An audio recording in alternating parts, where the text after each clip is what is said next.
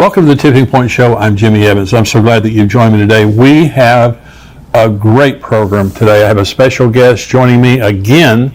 He was here on the last Tipping Point Show. We are talking about a totally fascinating subject. You've got to buckle your seatbelts wherever you are. Josh Peck works in full-time ministry with Skywatch TV as a documentary filmmaker. He's also the author of numerous best-selling books, and Josh is the founder of Daily Renegade, where he has hosted a variety of shows and podcasts. He's been featured on numerous television and radio shows, and we're talking again on this program today about Abaddon Ascending, Josh's book that he wrote along with Thomas Horn. And the subtitle here is The Ancient Conspiracy at the Center of CERN's Most Secretive Mission, Technology and Bible Collide. Now, on the last program, we went through the basics of quantum physics and all those kinds of things. Josh, thank you for joining me, by the way. Great to have you absolutely. here. Yeah, glad to be here. So if you didn't watch the last show, we're going to dive right into the big middle of the CERN and all this about. But we did a show just talking about the basics of science, the basics of the quantum physics, those kind of things. You gave such a great explanation to those things and why it's important to believers to understand those things, and you can understand those things. You don't have to get confused by all the scientific talk. And it's important not to be intimidated by the scientific community when they try to convince us that we don't know what we're talking about and the Bible's a lie. So we're going to talk about CERN. And so for those who may not be familiar, talk about the Large Hadron Collider and how that's different from CERN. Sure. So the basics of it, the Large Hadron Collider is the actual machine that smashes particles together. CERN is just the organized body of people that decide what happens. So that's the organization. So it's really easy. LHC is the machine. CERN are the people in charge of doing these experiments, and they use the machine. They smash particles together to try to see if there's new particles out there in the universe. And they have made some pretty interesting discoveries. Most notably, the Higgs boson discovery in 2012. That was really big news. That was done with the LHC at CERN. So just in a nutshell, that's what CERN and the LHC are. So CERN is an international project, right? Yeah, worldwide. I think it's something like 100 or 200 countries are involved in it. So it is a big worldwide effort. So talk about the land that CERN sits on and the significance of the land. Oh yeah, so this was really weird. When we were doing research for Abaddon Ascending, we came across this interesting piece of history that originally when they were building CERN, they had to stop construction because when they were digging in the ground, they found all these ruins, Roman ruins. It turns out where CERN is built, it used to be an ancient Roman city called Apolliacum, where they actually believed that was where the bottomless pit was. Oh my gosh. Yeah, I mean, what are the chances of that? So then of course that has tie-ins to Revelation 9 and locusts and all this weird stuff that we could probably talk about. But they actually had to halt construction for a while to excavate this city, and then so where CERN is right now was built over that city, and it's a weird place too because it's on the border of Switzerland and France. Like it's an odd choice of location. It's like, why not say, hey, there's a city here, let's just go down the street and build it over there. Yeah. Let's not have it on the border of two countries, So really weird. It seems intentional, and then that bottomless pit connection really makes you wonder. Well, we're going to get to the bottomless pit here in just a little bit. It is a fascinating, I'm telling you, because I have known about this for many years. I have not understood it as fully, certainly, as you're going to explain it on this show. But it's troubling. I mean, it's troubling to a very, very large degree when you understand the implications of what they're doing there, and even where it is. I mean, where they think there's a bottomless pit. So talk about quantum field theory, and what does it have to do with CERN? Yeah, so quantum field theory to date is the most accurate science that we have available to us. It makes the most accurate predictions of any other science. So the actual science itself, quantum field theory, is real. It's a real science. It's a real thing. But like everything, and kind of going along with what we talked about in the last show, some scientists will take it too far and they'll say that it disproves the afterlife and stuff like that. It's just ridiculous. None of that interpretive stuff is true, just the actual science. So that's a really important discovery. But of course, because this happens in pop culture and scientists do this kind of stuff all the time to be sensational, they gave it a name, the God particle, for really no good reason. They called it that. And they started saying the particle is what gives us mass, which isn't exactly right. And so that story kind of blew up and went all over the place, and a lot of people had a lot of misconceptions about what was actually discovered, because again, scientists are going to have their own interpretations on everything. I mean, I'm sure there were probably scientists saying that, this somehow disproves God too, like every scientific discovery does somehow. But the reality is, it just shows us as Christians, wow, this is how God actually created stuff, and it's genius. It's a really genius way to go about it, instead of having little bits of matter.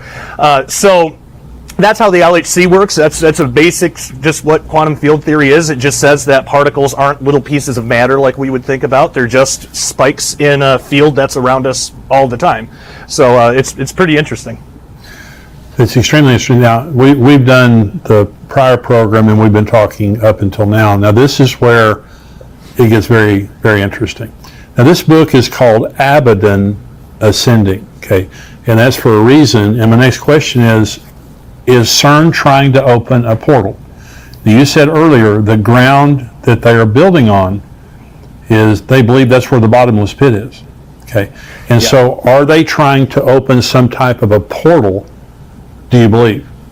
I think that within CERN, probably 99% of the scientists that work there just want to learn about the universe, and that's about the extent of it. But there does seem to be certain people, perhaps in the leadership, but there does seem to be certain people who are interested in using this to open some kind of portal. In fact, their science director, Sergio Bertolucci, just came out and said it a few years ago, said that there's possible unknown unknowns out there, and they have plans, future plans, with possibly the LHC at CERN, but maybe another collider that they want to build later. But they have plans where they want to probe and map out extra dimensions. So when a scientist says extra dimensions, when you really drill down into what they're saying and the concepts they're putting out, it's basically what we would think of as like the spirit world or spiritual reality, heaven, hell, that kind of stuff.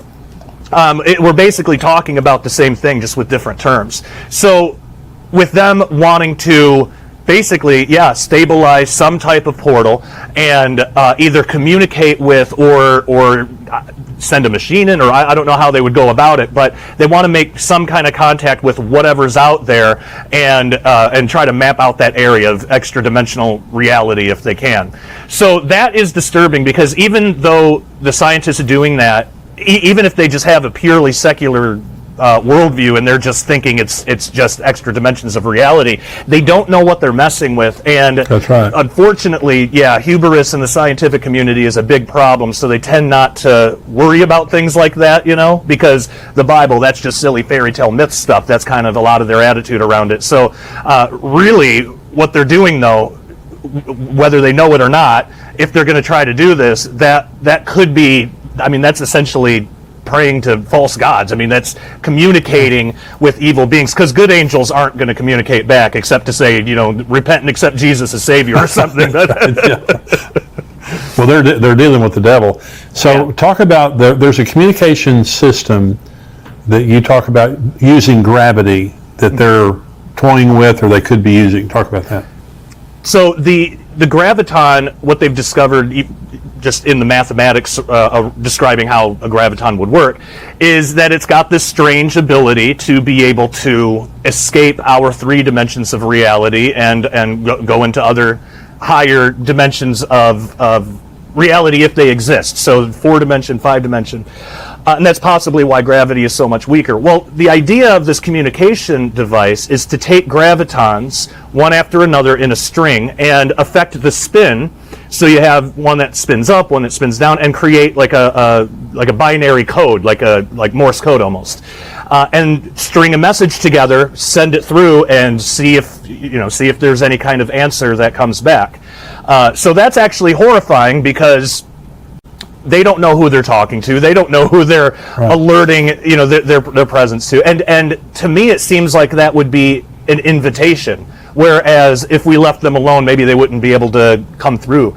And I put forth the idea in the book, could this possibly be what causes Revelation 9? Like, is it something like the Tower of Babel incident where God says, you know what, you want these false gods? Fine, you got them. We're going to put them, scatter you across the world. I'll take Israel. You got the corrupt gods, false gods, little g gods, which is why we have all these religions. Is it a repeat of that where you have ignorant people not knowing what they're messing with, communicating or attempting to communicate with false gods? And this would be during the tribulation, but God says, all right, fine, you want them, you got them. And then Apollyon, Abaddon, you get the locusts, they all come through. Could that be the spark that ignites the whole Revelation 9 scenario? And I put in the book possibly that it could be something like that. So it's interesting that we live in a time where something like that is actually possible today. Yeah. Well, and you said there are Christians at CERN, working there, but the majority are not. Yeah. And you talk about, the arrogance, the pride of a lot of the scientists, thinking that they can tap into that next dimension, not understanding that there is another dimension. We all know that. Jesus, after his resurrection, appeared to the disciples, then disappeared. And so there certainly is another dimension that we can't see at this point. But talk about now the Higgs field doomsday. What is that? Yeah, so this is another scenario, and this was actually put forth by, as far as I know, secular physicists. But it's the idea that our universe, the space outside of the Earth, isn't a true vacuum. Meaning, so the Higgs field, which is everywhere, the way that it's described is it's on this razor's edge of energy. And we as Christians would call this fine-tuning. It just means if the energy was a little higher, nothing can survive. If it was a little lower, nothing could survive. And you find this actually repeated in a lot of areas of science. The way that cells come together, the way that the energy levels and subatomic particles and things like that. It's fine-tuning. It really just shows that there's a creator. But physicists who don't believe that, they look at this and they think, well, what if something tipped that scale? What if the Higgs field, what if something did actually give it a little too much energy? What would that look like? Because there's fears that CERN, or the LHC at CERN, could cause this type of domino effect. So the idea would be that in a localized part of the universe somewhere, whether out in the reaches of space or maybe caused at CERN because of an experiment or something, that the energy level would increase just enough where it has this cascading effect. Now, what that would mean is the Higgs field would ramp up to maximum energy, which, and like we talked about before, the Higgs field is what determines mass. So if you have a higher Higgs field, you have higher mass, you have a higher interaction for mass, which means stars become more massive as this bubble of energized Higgs field expands. Stars would become more massive, turn into black holes. It would actually get to the point that even quarks, even the smallest particles that we know of, would become so dense and heavy they would turn into miniature black holes. Nothing could survive this. Every particle in the universe would eventually become its own black hole, and it would connect with all the other black holes, and the universe would become what scientists would say is a true vacuum, in which nothing can really exist. At least nothing that we know of so far. Now, what's interesting is I don't believe that that's going to happen before the return of Jesus or anything, because nothing would survive. We have the book of Revelation. We know how it ends. But what's really interesting is there is a point where we have glorified bodies and all the evildoers have been judged and are in the lake of fire, and there's a new heaven and new earth because the old had passed away. Could this Higgs field doomsday, could this be the type of mechanism that God uses to recreate everything into what it was always meant to be? We would have bodies that would be able to sustain that because they wouldn't be able to degrade the way ours do now. So that's interesting to think about. And they wouldn't be of that dimension. They'll be of a higher dimension. So what concerns you most, Josh? Because it's been a few years since you guys wrote this book. A lot of developments have happened. What concerns you most that's happening in the world today? Yeah, mainly, well, in terms of CERN, it's the ongoing problem of hubris in scientists. So the way that right now the LHC is operating at power levels that are actually less than cosmic rays entering our atmosphere. So if the LHC was going to cause a black hole or something, we should have already seen that in the atmosphere over Earth, Yeah. a million times over, and it doesn't happen. So right now, that doesn't worry me as much. But the way that scientists will talk about how safe the LHC is, it's like there's no humility there. They'll just say it is ridiculous to think that this is dangerous at all. It's perfectly safe. Nothing can go wrong. It's basically like how they used to talk about the Titanic. So it's just setting it up for failure somehow. So that pride, that hubris, that's what concerns me the most, because it makes me think they think that this is totally safe. They could mess up somewhere and actually cause something that may not destroy the earth completely, because we know there's still prophecy that needs to be fulfilled, but could cause irreparable damage, possibly. And if they can't foresee that because of their own pride, then that's a huge concern. So just that ongoing problem. I'm glad that there are at least a couple of Christians at CERN, maybe that don't have as bad of a pride problem, but by and large, I think just kind of the reckless way that the LHC could be used, either now or in the future, that does concern me. So they have some type of a statue in front of CERN that has some kind of a spiritual significance. Is that right? Yeah, it's Shiva the Destroyer, actually, and it comes from I believe the Bhagavata Purana, or one of the Hindu texts, I believe. But basically, it's a cosmic entity, in that religion, a god that destroys reality and recreates it. Which is what a weird gift. This was given as a gift to CERN. Yeah. What a weird you. gift. And when you look at this thing, you see this cosmic entity. It looks like she's coming out of a portal. I mean, there's like the circle thing, and every element of it has meaning, and I talk about all that in the book. But just the imagery around it, and the story about undoing reality and recreating it. It's like, man, what are the true purposes over there at CERN? Because that's again, that's a weird gift to give. Yeah, and if you're a pure scientist, why do you need that imagery? And it was a gift, but Yep. I'm going to destroy and put everything back together. Well, it's been a fascinating conversation with you for the last 2 weeks. And for people who are watching this, and you're a Christian out there, and you say, how does this matter? Well, it's going on at a very important time in human history. And what they're doing there it's a tremendously powerful thing. Isn't that right, Josh? I mean, this is a very powerful thing. Absolutely. So it just has a lot of ability to go wrong. And, we hope that it doesn't. But there will be a time, according to Revelation 9, that Abaddon will ascend. There will be an opening, and there will be tremendous devastation that happens on the earth as a result. I encourage you to get Josh's book with my friend Tom Horn here, Abaddon Ascending, the Ancient Conspiracy at the Center of the World's Most Secretive Mission. And so, Josh, where can they get a hold of you? What's your website where they can get a hold of you? Sure. If they want to get the book, the best place is skywatchtvstore.com. There's probably a couple of packages that it's available in, because Tom Horn likes to do that a lot, which is great. Yeah. So you'll probably get some extra stuff. And then for me personally, my website is dailyrenegade.com, and we'd love people to go check it out and be part of the family. Check out Josh's website there and get the book. God bless you, Josh. Thanks for joining me. Thank you so much. Good to be here. And for everybody watching on YouTube right now, we want you to become a subscriber to endtimes.com. Now, we have the rest of the podcast that's coming up. Plus, we have articles and videos all week long here on endtimes.com from myself, Dr. Mark Hitchcock, Greg Laurie, and other contributors. $7 a month, $77 a year. We want you to become a subscriber right here to endtimes.com. If you are a subscriber, stay tuned now, because there's a lot more show coming up.